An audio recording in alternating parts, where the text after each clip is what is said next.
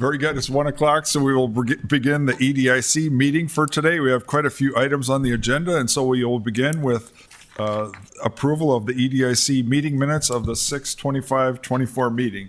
And if you've had a chance to review them ahead of time, if we're ready for a motion. Move to approve. We have a motion. Do we have a second? Second.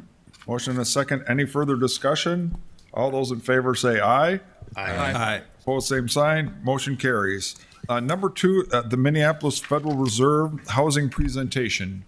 Jim will get us started with that. Jim.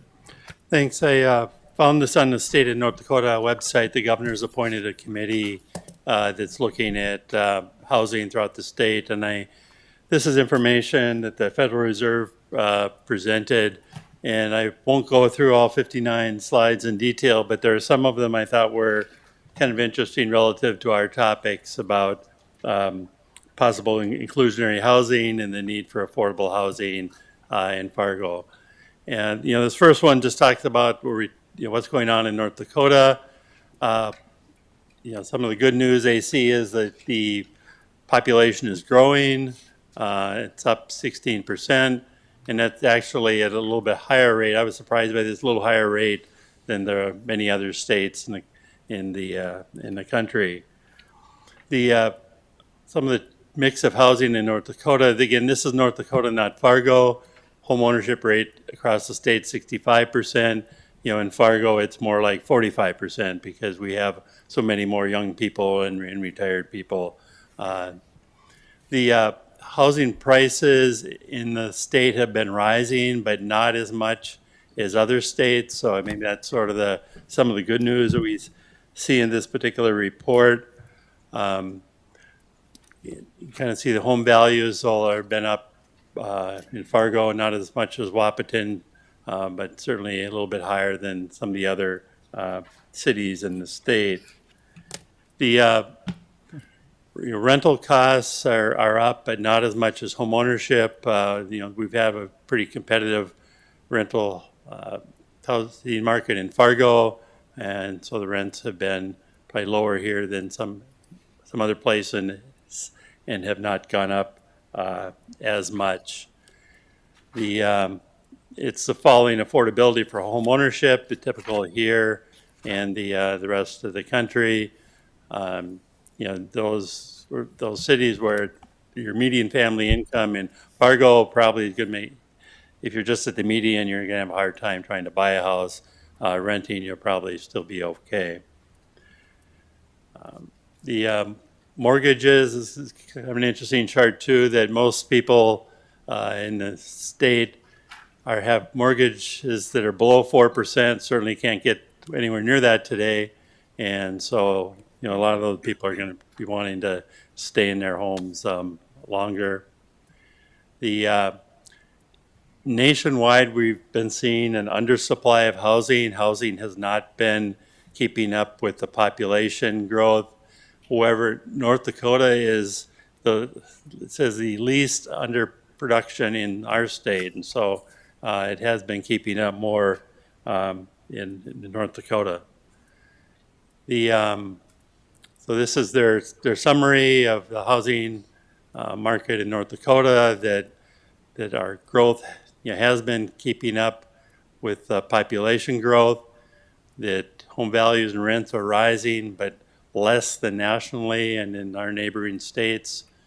The affordability is falling. I think that's particularly in some of the metro areas and the home ownership area. We know interest rates are constraining the supply of homes in the state, but the scale of our challenges are probably less than the rest of the country, at least how the Federal Reserve sees this. Some of the challenges, I'm going to skip ahead a few here.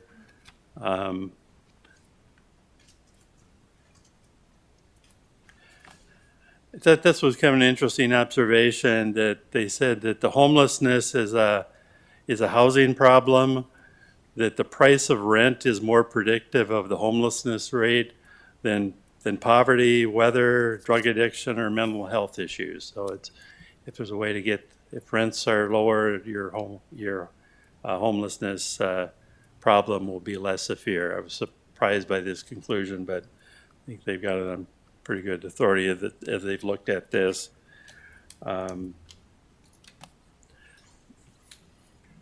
Finally, this looks at, the number of, that we've actually, in North Dakota, had an increase in the number of housing or rental housing units that are both under 600 and between 600 and 800. There's been an increase in those. That's not typical of other parts of the country. And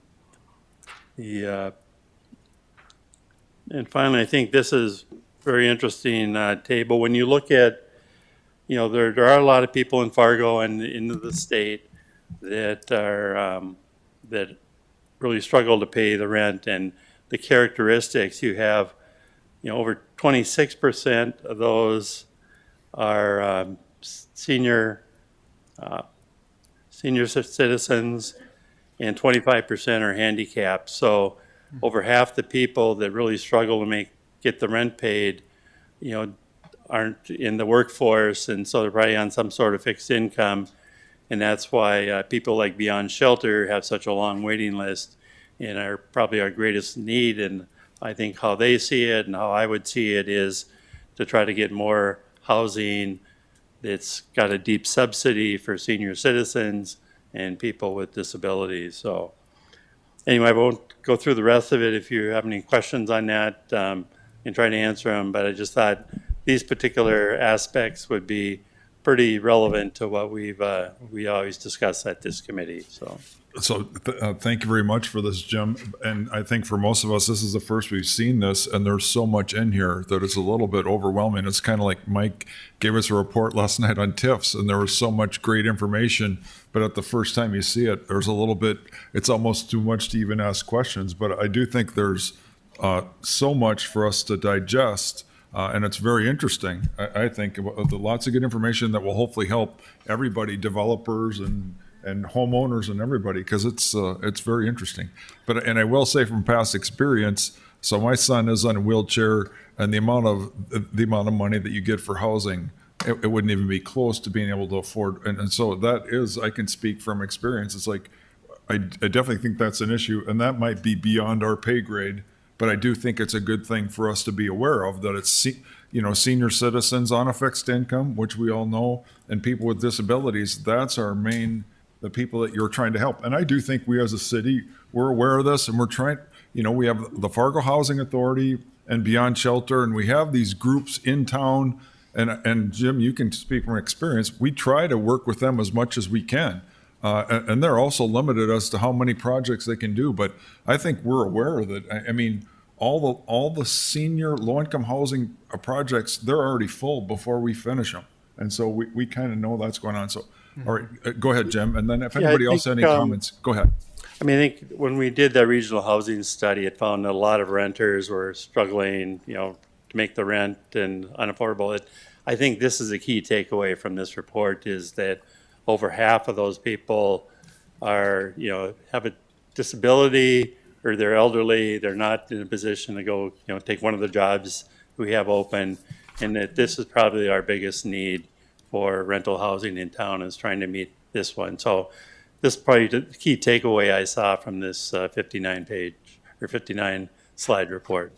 And so maybe we could have Chris from the Fargo Housing Authority come in and talk to us again, because from what I understood, there's an allotment or something where they actually set what people are able to afford for rent for a lot of their housing.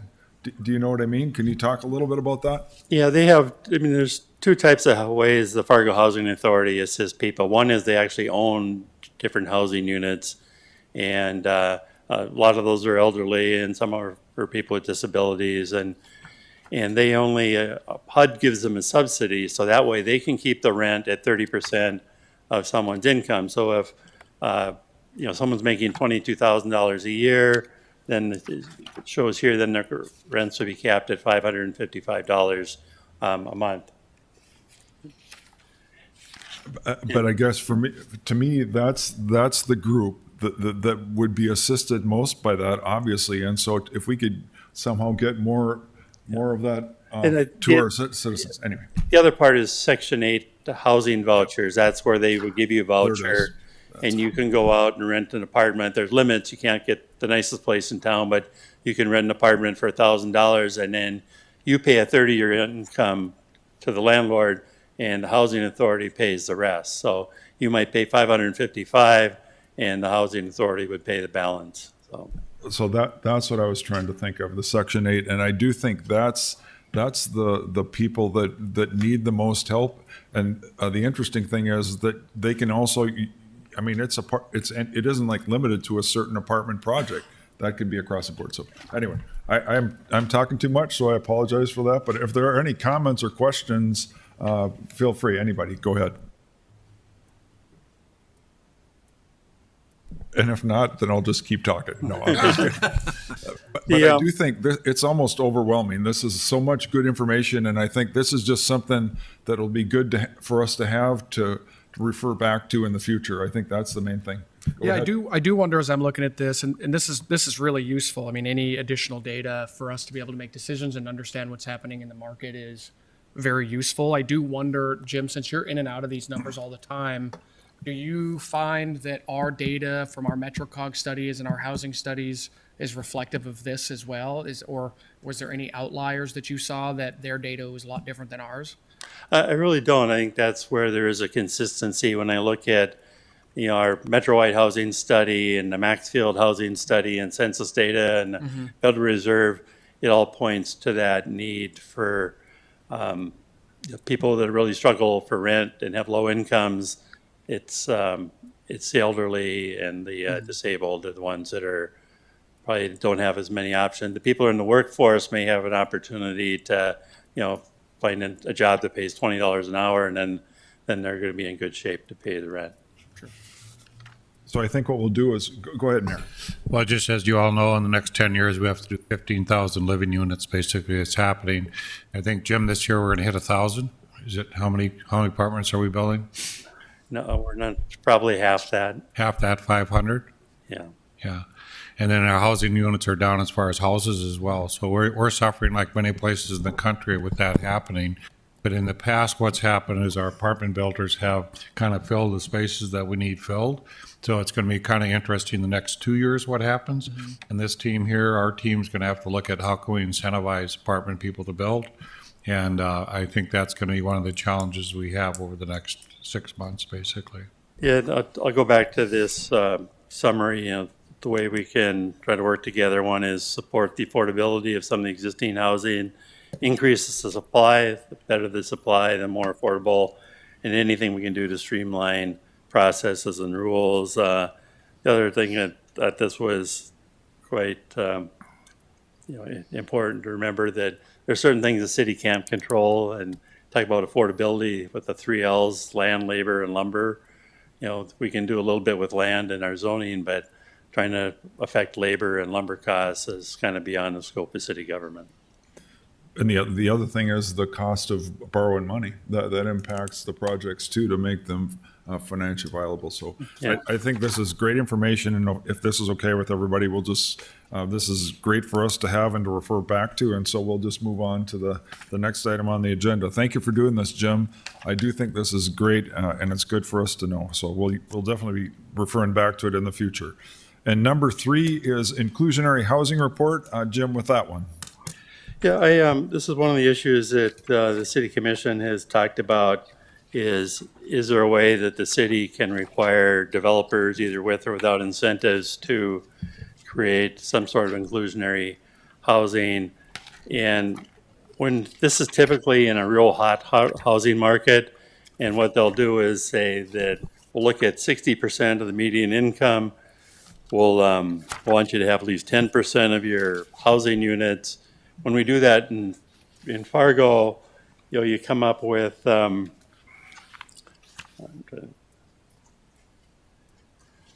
you would be requiring people to have an apartment, certain percentage of their apartments that are below are at $967 a month. But when we look at the market, our median rent is $1,000, so we're really already there.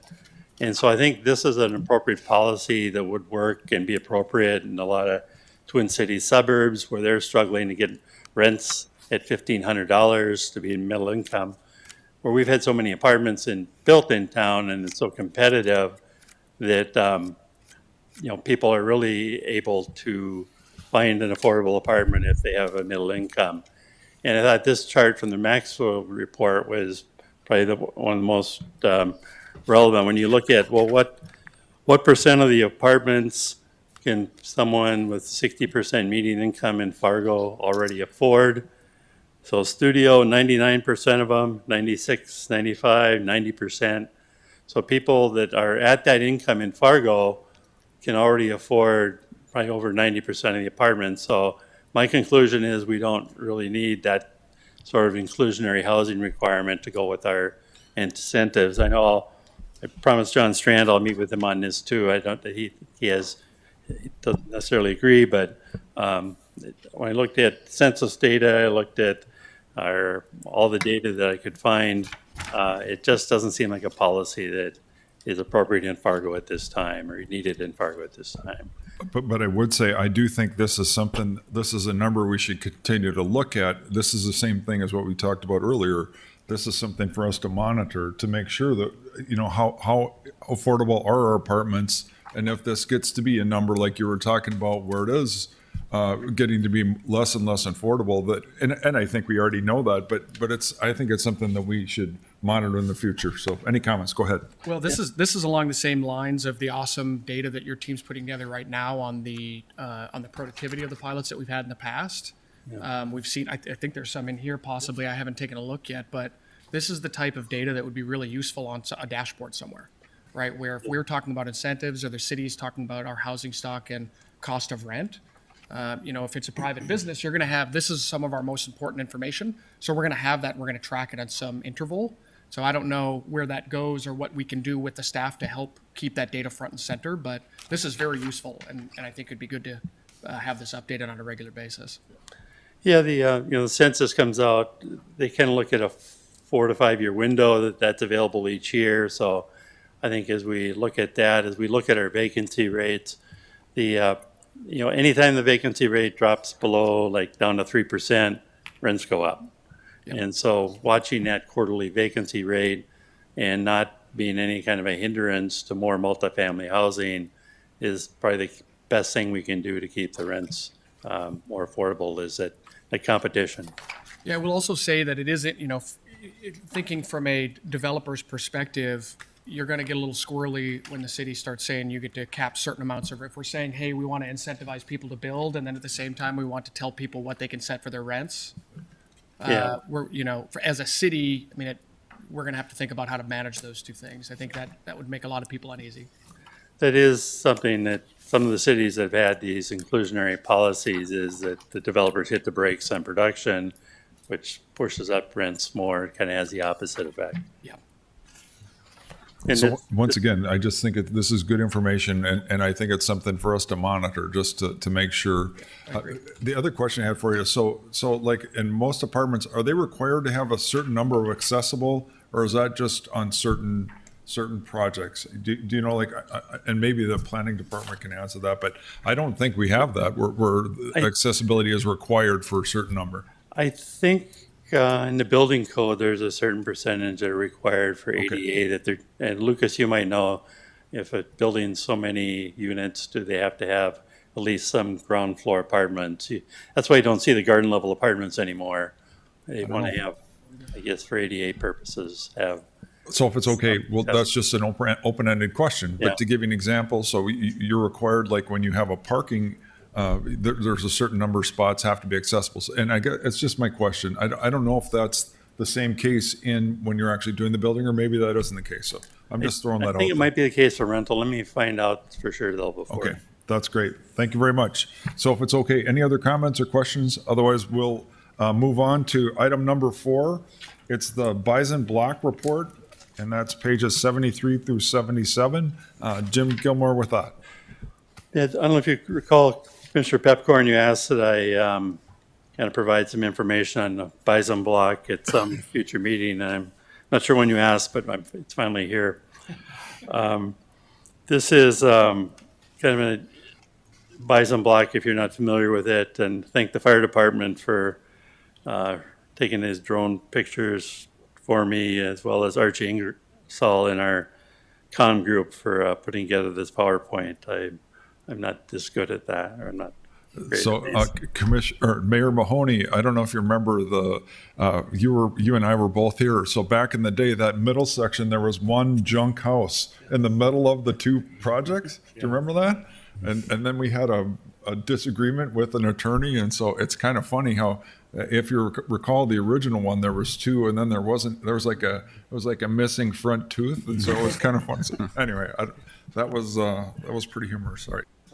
Sorry to interrupt you, Jim. That's fine. And I just want to call attention to a couple things on this project. When some of the design requirements we put in, one was we kept a sidewalk here between the T lot and the main campus, and it's a lighted alongside of the building. So that was a public benefit that went with this project.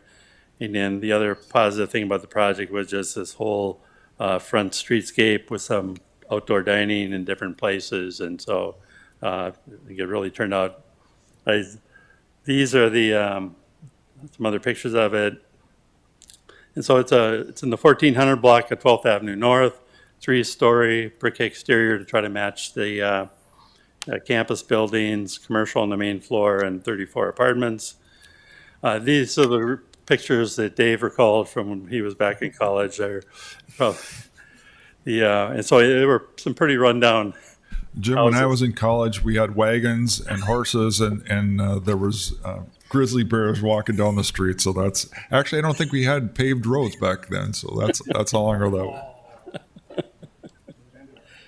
But anyway, and then as they noted, so the redevelopment goals on this were to remove the blighted buildings, right? Kind of that was the main entrance to the campus, or one of the main entrances to the campus. Got some new businesses to serve the campus community, additional 34 apartments, a brick building, again, compatible with the other brick buildings on campus, that lighted sidewalk providing that pedestrian access between T-Lot and the campus buildings, and then a nice attractive streetscape along 12th Avenue. So I think this was a real successful project. We used the tax increment financing on this. When we did the but-for test, the rate of return would have been less than 3% without the assistance.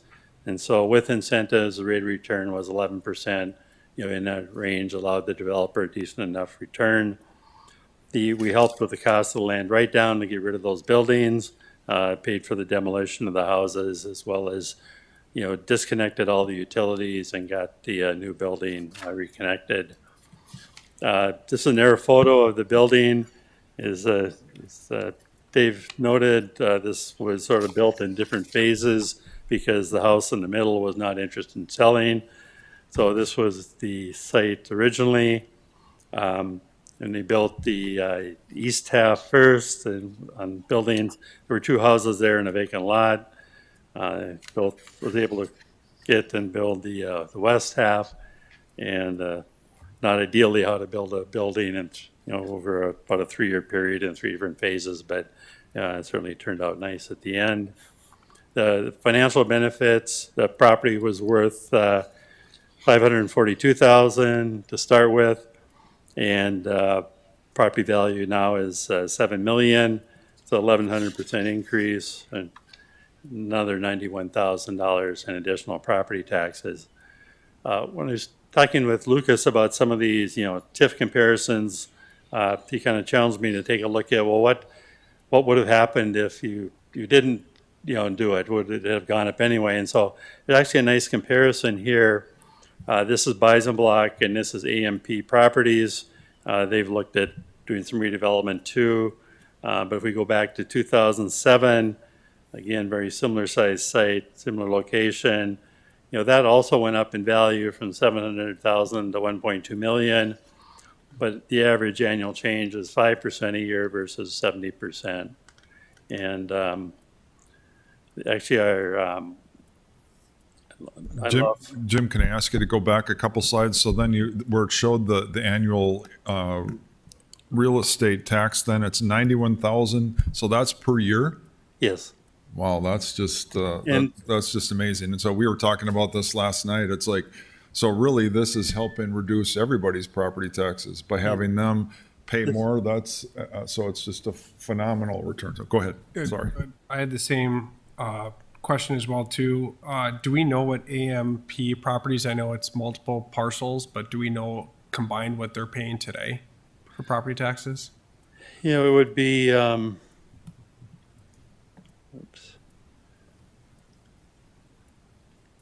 So their value, 1.2 million, about 1.3% of that. Okay. So we were talking about this last night, that it's like, so it's a very powerful tool. That's what we have. And so you have to make sure that we use it wisely, and it's on good things. But I mean, it's phenomenal. I mean, the return. And so, it's tempting to just say, well, why don't we just say yes to everything?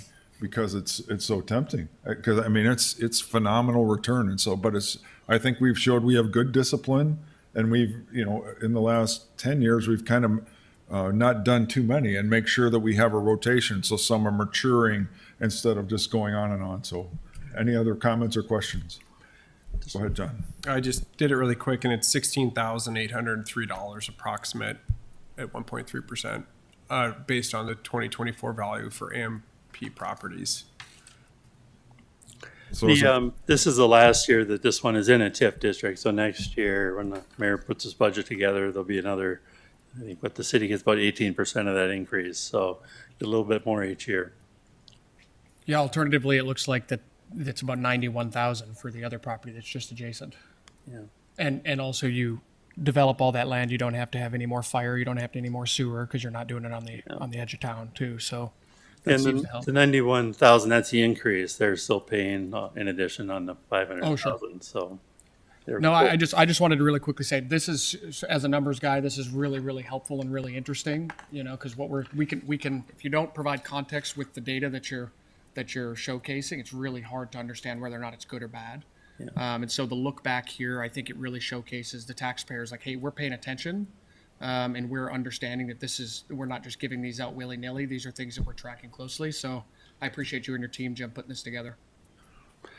Can I ask you a question, Jim? So this TIF is going to expire. What actually transpires then? What happens when it's mature? So when it's matured is the developer will pay his property taxes again in December. He will receive back that TIF amount. Actually, just on the west half of the building, the east half already expired. And then so the following year, you'll just pay the regular property taxes without getting that TIF revenue back. And that'll be distributed to the school, the county, the parks, and the city. Jim, last night we had a presentation on TIFs. Can we kindly just send that to all the members of this commission? Just it really exemplifies on a TIF and how valuable that has been to the city. And I think Dave and I one time thought we went from 10 million to 400 million basically in our TIFs. But last night's data was even huge. It was 10 times the values that we got. So we're getting rate of returns that are unbelievable as far as amountable taxable value that the city gets. And Dave, you didn't guess wrong once on any one of them. They all came out with more money than we went in with. So that you'll enjoy that. You'll see what different people have done. And you only wish you could have invested in a couple of them, right? Well, that was I was going to say, Mayor. Unfortunately, our pay has stayed the exact same, so we didn't have a very good agent representing our commissions on this. But no, Here's a good point. When we look at the expired TIFs, what's being paid this year, the city share of that revenue is about $950,000. So again, as you think about putting your budget together, and if it was $950,000 less revenue, it makes it even a bigger challenge.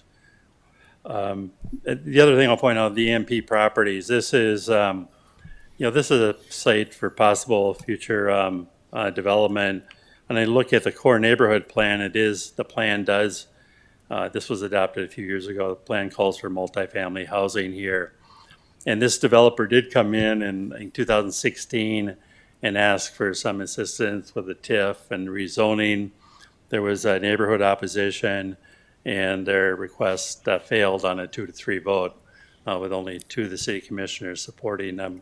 The 2 that supported them are at the table today, so I don't know if you remember Mayor and Commissioner Pepcorn, but you had supported the redevelopment of this in the past, but so maybe it'll come along again someday.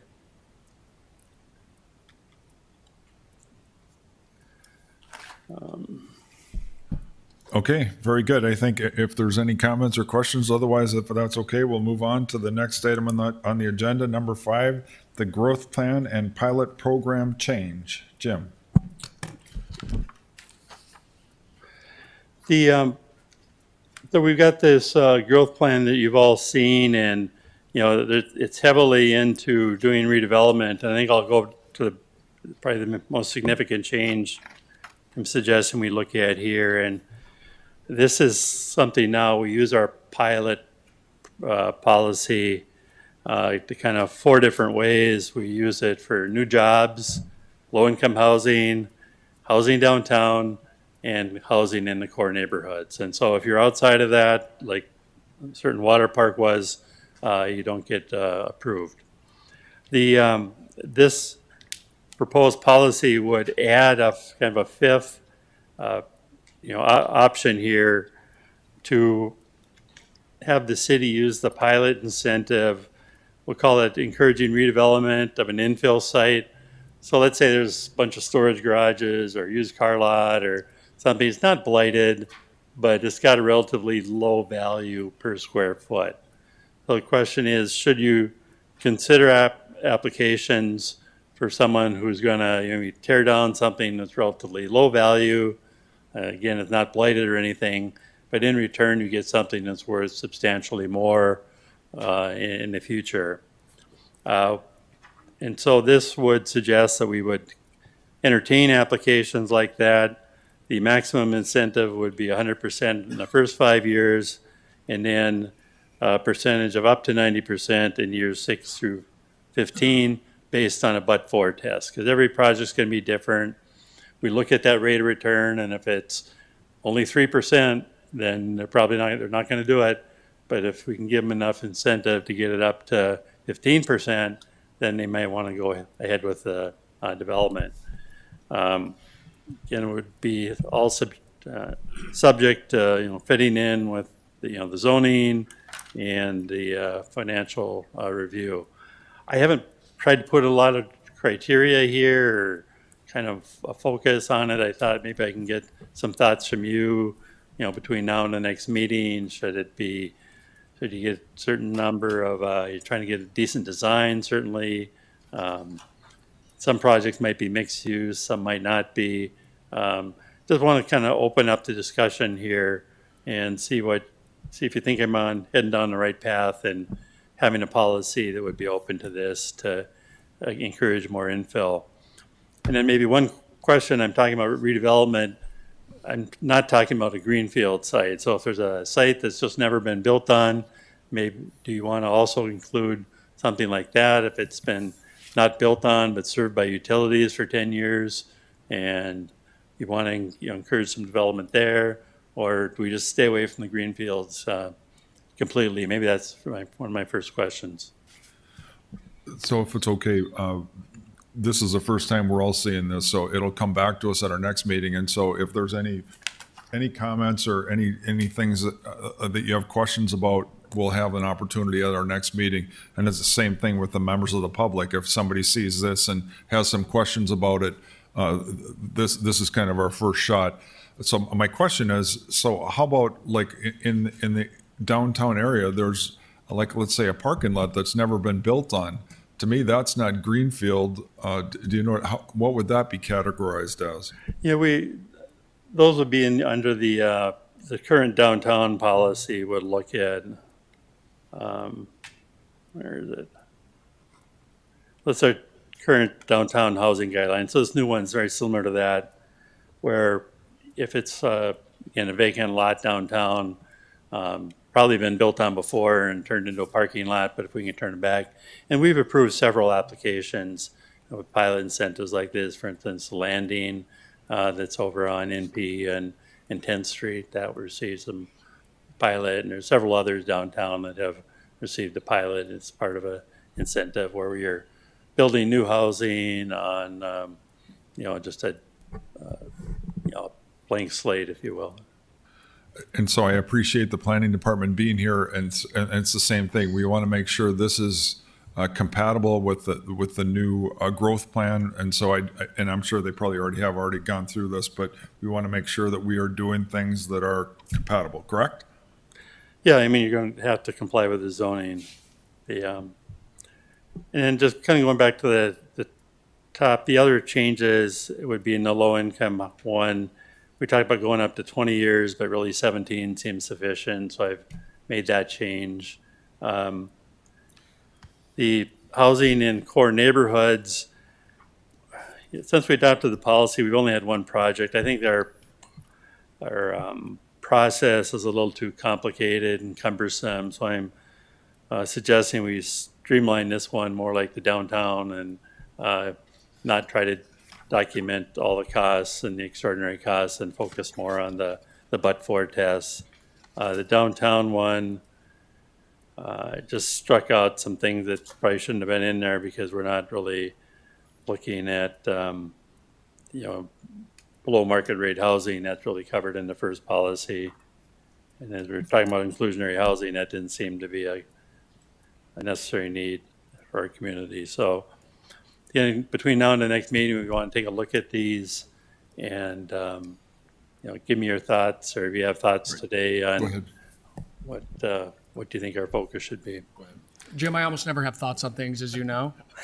I'm curious. So I think this is a useful addition, especially when you're talking about the forthcoming growth plan, where we're saying, hey, we need to, which you mentioned, we need to move our development from 20% infill to 33% infill. Yeah. I'm curious why the change, or why suggesting the change now versus like what was the incentive or the idea behind proposing this now versus waiting a little longer for the growth plan to be figured out first? Well, the growth plan may be acted on in August, so I just thought as this committee, we could try to get ahead of it a little bit and start thinking about it. So that'll be adopted before any policy change would get to City Commission. Excellent. Yeah, and this is a big part of when you're looking at developing something in the middle of the city. I mean, the difference is a 45,000. I was just talking to John about this on the way here, but the difference is you're going to be in a $40,000 lot plus the cost of the build, which for a 3-bedroom or three bed 2-bathroom house is going to be like $230,000. Versus if I want to build on a lot that has an existing house on it, that's the cost of the lot, cost of the home, cost of demolition. It's 4x the cost. And we're saying we want this to happen and we want to incent this more often. I think this is a big step forward in understanding what the barriers for entry into that type of development is. So yeah, I appreciate the consideration here. I think it's a smart step. I also think and this is in line with the conversation we're having with the growth plan. I really am excited for that to be completed so that then we can look at, and the suggestion from the consultants on the growth plan was basically take our growth plan, draw circles around where we want density, and then use those different zones within our map, which is somewhat similar to our land use today, to dial in exactly what we are going to authorize for incentives for each of these types of development. And I know that that's a lot of work we'll be doing in the future, but this is a good first step, Jim. I think it's great, and I'm excited for the more robust steps that we can take to get in line with that more strategic plan down the road. Yeah, any guiding growth includes both how you extend utilities and how you use incentives. If we adopt a plan and say, boy, we sure hope more growth in the middle of the city and then don't do anything, nothing's going to change. Yep. Very good, Mayor. I think one of the questions is going to be if you have warehouse space or office space, you could convert that to apartments. So a better value for us in some ways to do that, but how are we going to do that? And to your point on a house, that's always a challenge if we tear a house and build a house. But the troubles we get at most time north neighborhoods are we take 3 houses out, and then what do you replace them with? And is it a 24-plex or is it a 40-plex? How big is it, and what goes in that space? And I think the neighborhood always then intervenes itself, and we don't want all the traffic, or we don't want all this or that. So I think our group's going to be challenged in that regard. a lot of urban centers, right? They take a big warehouse district and convert it to residential sometimes. So I think we have to innovatively think about how we do this. And just for the members, when Jim's putting in there a percentage rate, when Dave and I initially started on this, it used to go 100% and then a lot of times drop to 50%, then kind of go down. A couple of our projects, we got a little innovative and said, let's do 100%, then 90, then the next year 80, 70, 60, 40. We found different ways to kind of help out the owner. And the reality was, right, you rent out your spaces, are probably filled within 2 years or a year if you're lucky, and you're starting to make money. So in some ways, we realized that sometimes our incentives didn't need always to be that 100%. It could be 90, 80, or 70. And I think then sometimes Jim and Dave would negotiate with the developer and say, what makes sense for you to make this happen? But I think we're going to have to look at that strongly to see how do you incentivize with the interest rates where they sit, what makes most sense. But I think what we've done is we've come down, Commissioner Pipcorn, we used to oftentimes do very high for 15 years, close to 90%. And I think what's changed is we're starting to vary that off a little bit. So.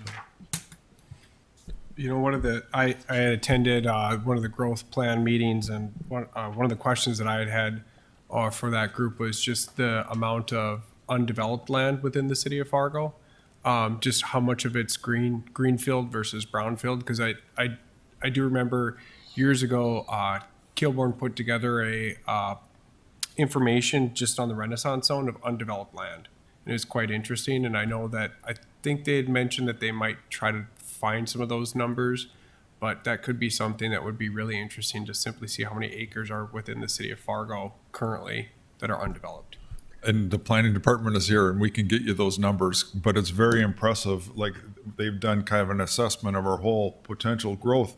And the interesting thing to me was we have a lot within our existing footprint. And so that which is a good thing. I think that's good for us because we've already paid for streets, lights, we already provide fire, police. And so to me, that's what we want to focus on.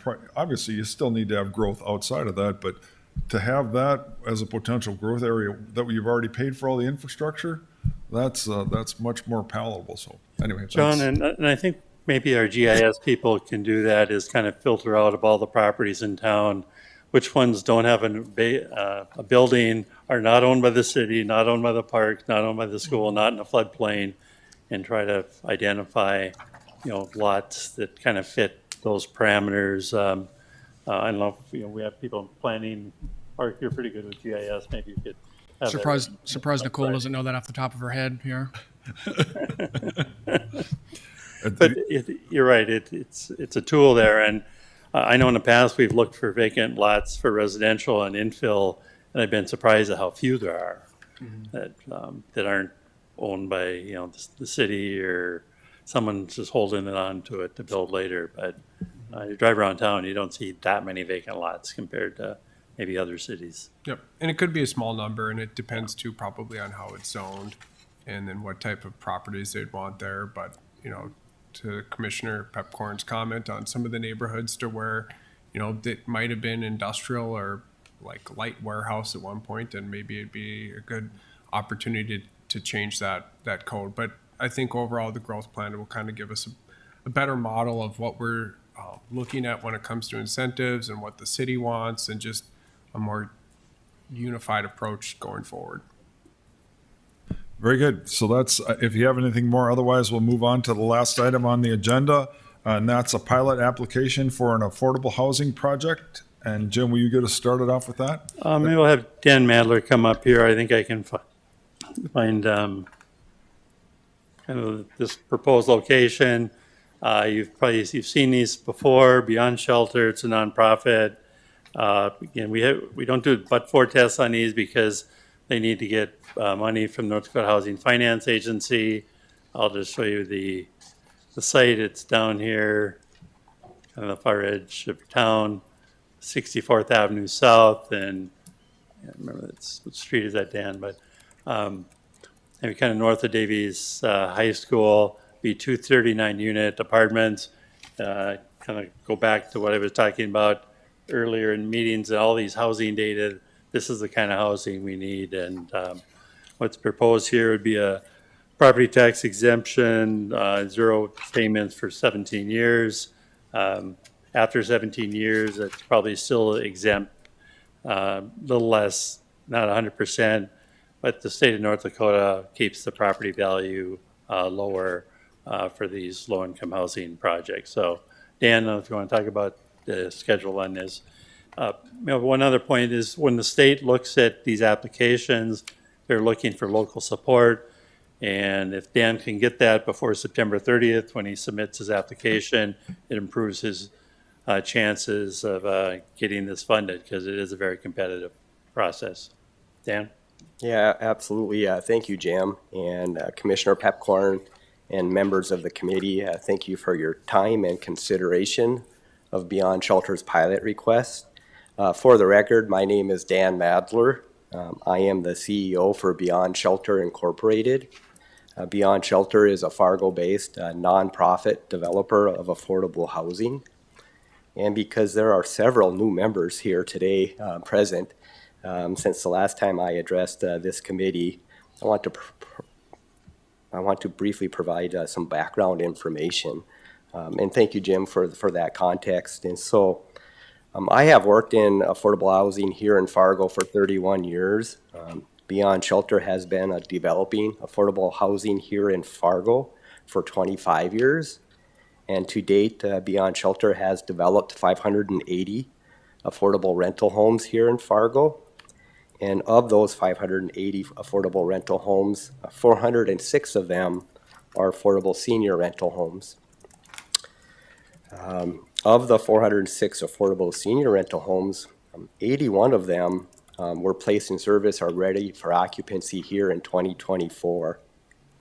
Our most recent development was the Plaza Apartments, which is located on the redevelopment project of the former Kmart site. The Plaza Apartments received its certificate of occupancy, meaning you can start moving tenants in on July 11th. And to kind of let you know or give you a little flavor of what the current demand and need is here in Fargo for affordable rental housing for seniors, essentially all 39 units are leased. And currently we have 172 senior households that live here in Fargo on a wait list, waiting for a call to see if a unit is available. I have never seen that before. Also, to add some context to the senior housings here, and the senior housings that Beyond Shelter specifically serves, as of December 2023, we like to look at data as well. The average resident age for our senior household is 74, and 62% of our senior residents are considered extremely low-income households.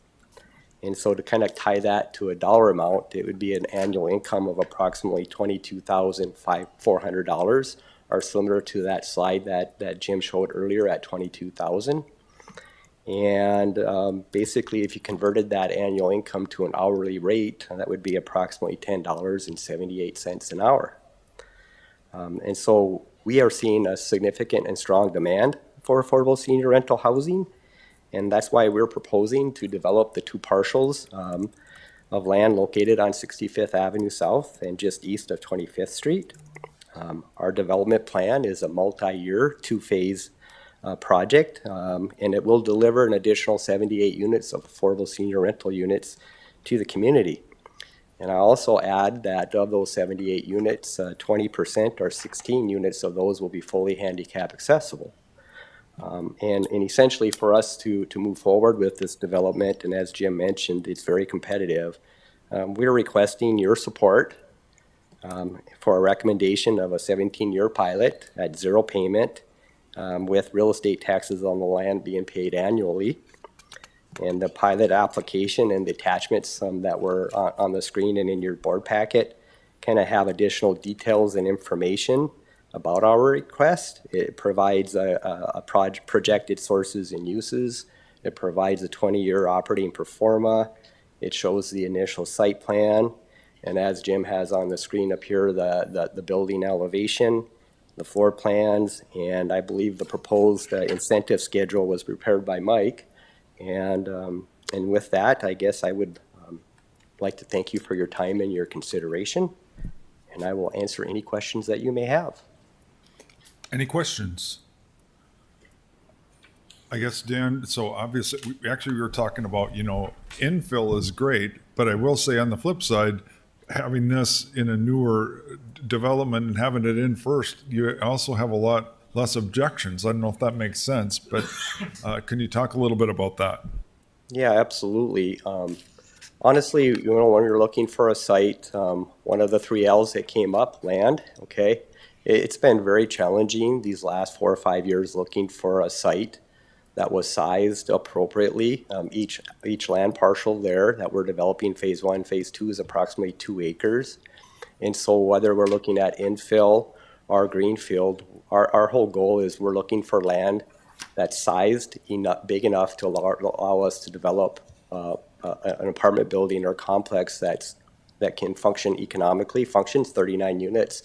And so we would do infill if it's available. It's got to be on the market. It's got to be for sale. It's got to be zoned appropriately, and it's got to also have the infrastructure necessary to complete and serve the development.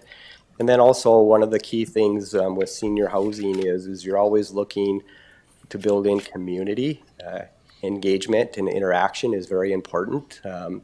And so basically access to amenities, a grocery store, pharmacy, clinic, bus line, et cetera, are all considered. And so that kind of narrows down the locations, but they're still out there.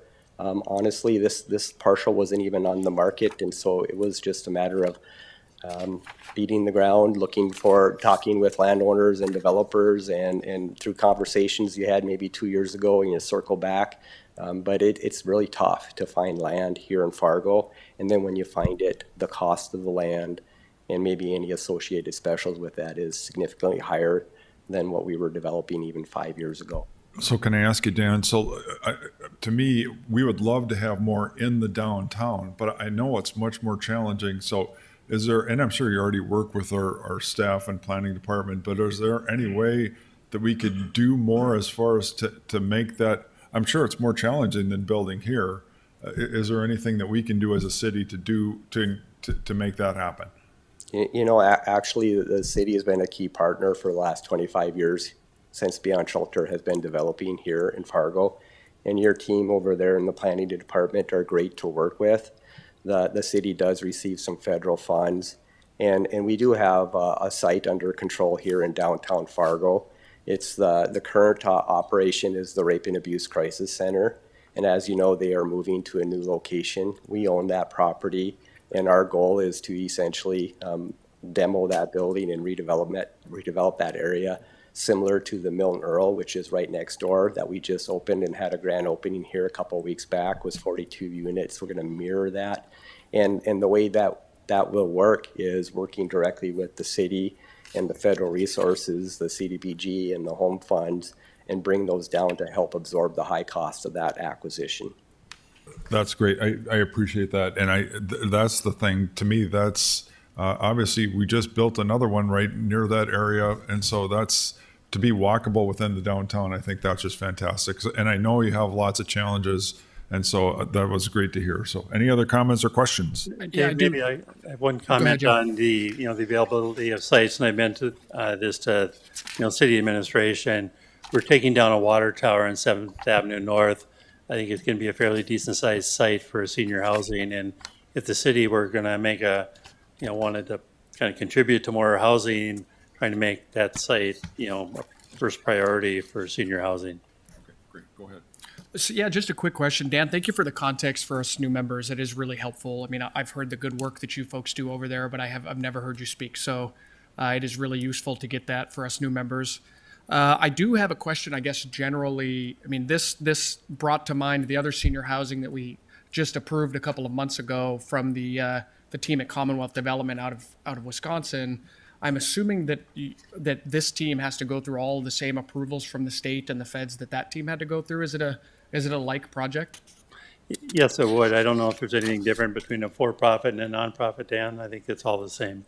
Okay. And so that's useful because when I'm looking at this pro forma, this would make that it comes out at about a little under $300,000 a door. That makes sense to me. And as I brought up before and we approved it, we need senior housing. I understand that. But just for context and for the record, that project was $400,000 a door. And it was 40 units. This is $300,000 a door and 78 units. And so there is, I don't know what to do with that information besides just draw attention to it. But it would make sense given the different types of housing that needs to be developed for this population, that the increase in costs would happen. This seems like an appropriate increase in costs versus, I don't exactly know what the overrun was on the other one. So that's just for context, I guess, but I appreciate this type of housing. I think the work you guys do is phenomenal. And I'm excited that you can do it for what is a very reasonable, I think, cost. Yeah, please. If you don't mind, I actually asked Dan about this for the same reason that I thought you would Excellent. want Okay, to great. know. Yeah. So Dan, if you wouldn't mind speaking to that. Absolutely. And honestly, we struggle with the same cost challenges as for-profit, nonprofit. The cost of land acquisition, the cost of materials, labor, supplies are the same. It's essentially how we get affordable housing is a financing equation.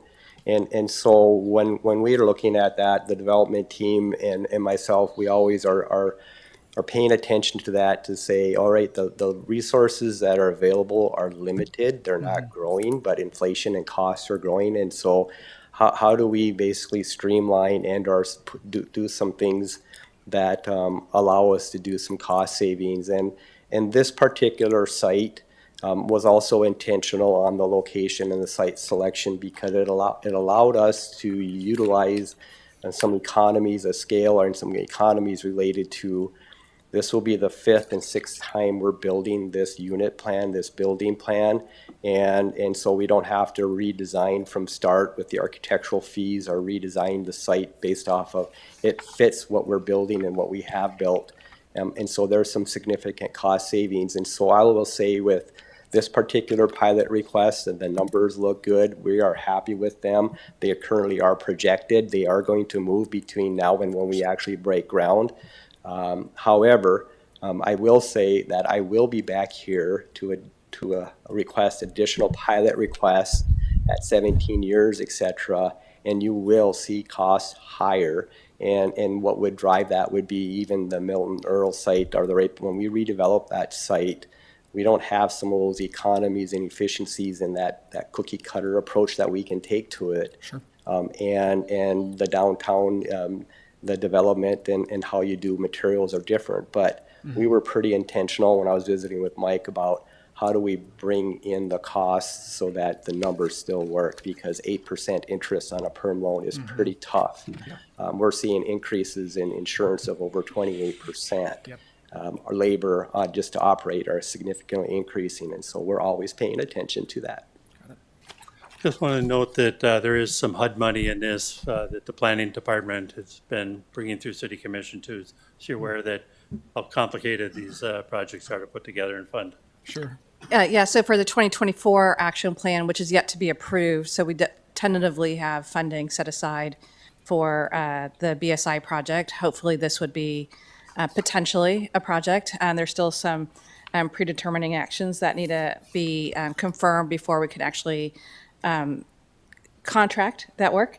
And I'm saying all this for the HUD people who might be listening on the radio. So I'm glad that Christopher laughed about that. And so, but yeah, so basically in the 2024, the City Commission and the public process just concluded. We're waiting any minute now for HUD's regional office to approve that plan. And then we could get started on the environmental review and make sure the site is clear for environmental. But yeah, it's close to $1 million between CDBG and home funding. Very good. Any other comments or questions? Just briefly, the NOI and operating expense cushion effectively goes to zero and then negative in the out years. Just kind of any commentary or context on that would be really helpful. Sure, absolutely. And so as a nonprofit, when we're doing the affordable housing, we're bringing significant private investment. I believe under this scenario, in my sources and uses, the investor contribution, I got to quickly find that. just to kind of give you some context that I'll relay into that. So here's the economic benefit of our development. We're going to is proposed and projected right now to bring in almost $18 million of private investment to the community of Fargo. Those are dollars that are going to come in from the outside that will invest in this project. And then so they're going to get a financial return not based off of an operating pro forma return on investment, which you traditionally see in a market rate development. They're getting a return on, they're buying a value, a tax credit. It's worth $1, they're going to pay less. So the investor's buying something that they can use and get a return. But on the operational side, when you do affordable housing, we don't target a return on investment. We target what's called a debt coverage ratio for the lender. And for us to secure a permanent loan, the sweet spot is a debt coverage ratio of 1.2 for the term of the loan. And so you can see my debt coverage ratio is pretty high in year one, but as you had noted, it trickles down, and by the time you get to year 17, it starts to flip-flop and go negative. And that's when we would essentially refinance, take out some of our equity, and readjust accordingly.